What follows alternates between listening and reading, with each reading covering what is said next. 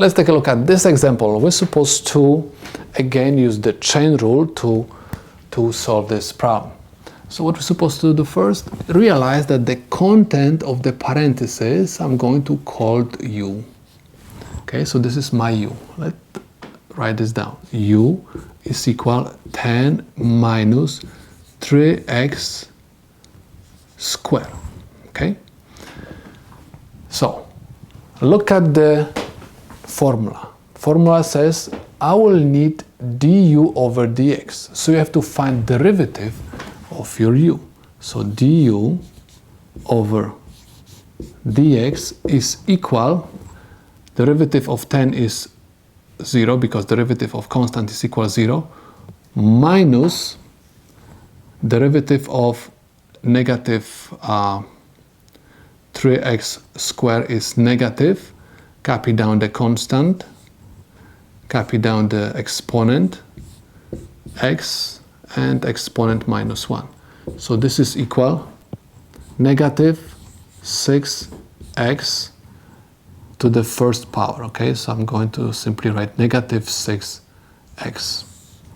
Okay, next we're supposed to find derivative of y with respect to u. So we can write that y is equal, and instead of 10 minus 3x squared, I'm going to write u to the third power, okay? And if you want to find derivative, dy over du, you'll have 3u to the second power. Okay, so next I can find dy over dx. This is equal dy over du, which is equal, dy over du is equal 3u squared times du over dx, which is equal negative 6x.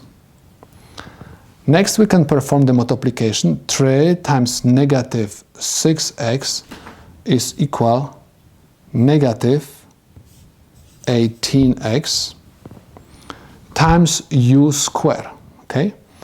Where we said that u is equal the content of the parentheses. So I have times 10 minus 3x squared to the second power, because u has to be raised to the second power. Okay? And I'm going to use extra parentheses over here because some people can confuse my x with the multiplication signs. Okay, so the answer is negative 18x times parentheses 10 minus 3x squared raised to the second power. And this is the solution to my problem.